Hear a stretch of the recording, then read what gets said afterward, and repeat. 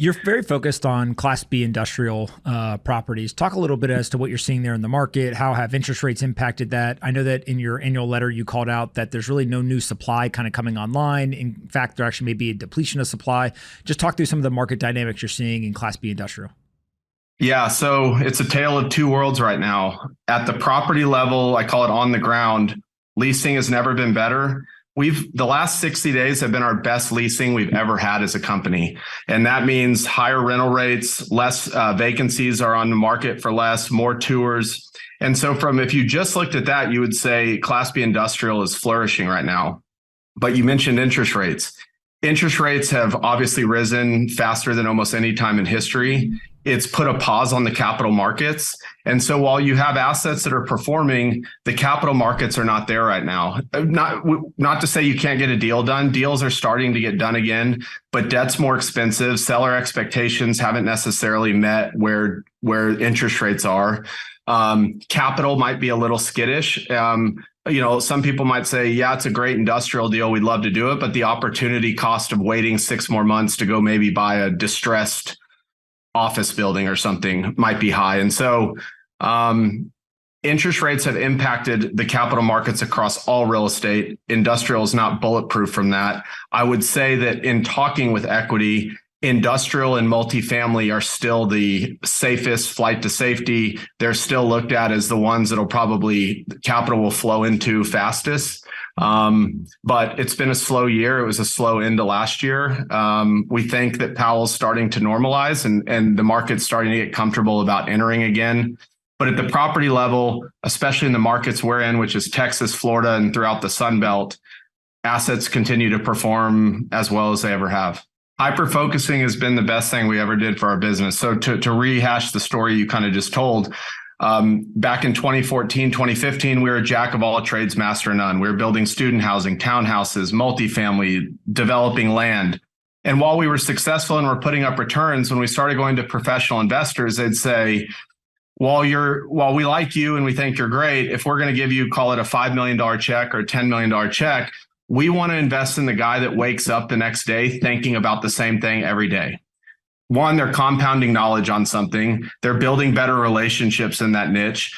Great talent wants to be recruited and come to a team where they know what they're working on. They don't like being whiplashed every day with some new idea that comes into the business. And real estate's a broad category. So you can see people that buy an office building and a hotel and land.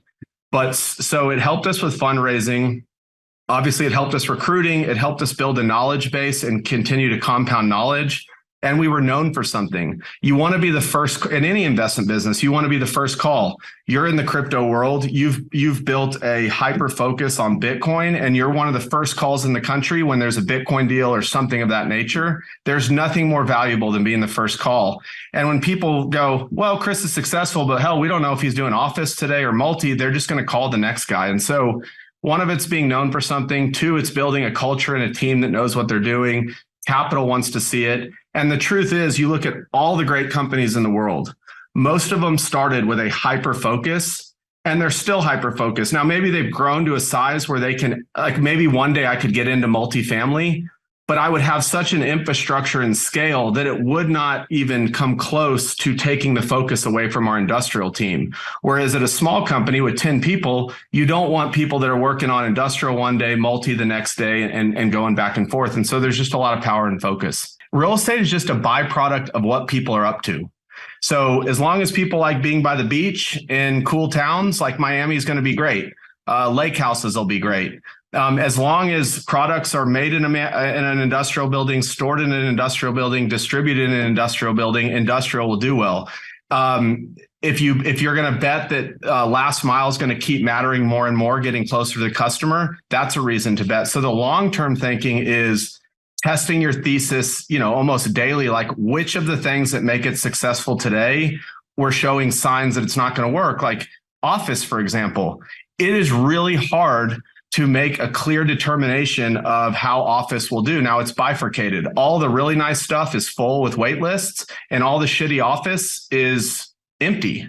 it's hard to make a long-term view on will tenants want to come back into this, how you're going to reposition it if you turn it into multi. And so for us, the long-term view is we believe in our thesis.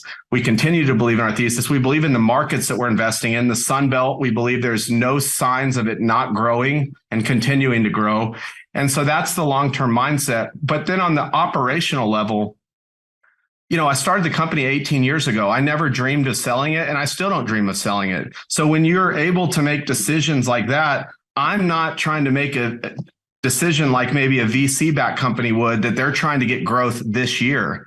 I've got another 50 years. And so you can play long-term games and just make long-term decisions, and you're not worried about kind of the next quarter's results, or, going to some board and showing them how you grew 100% in 3 months.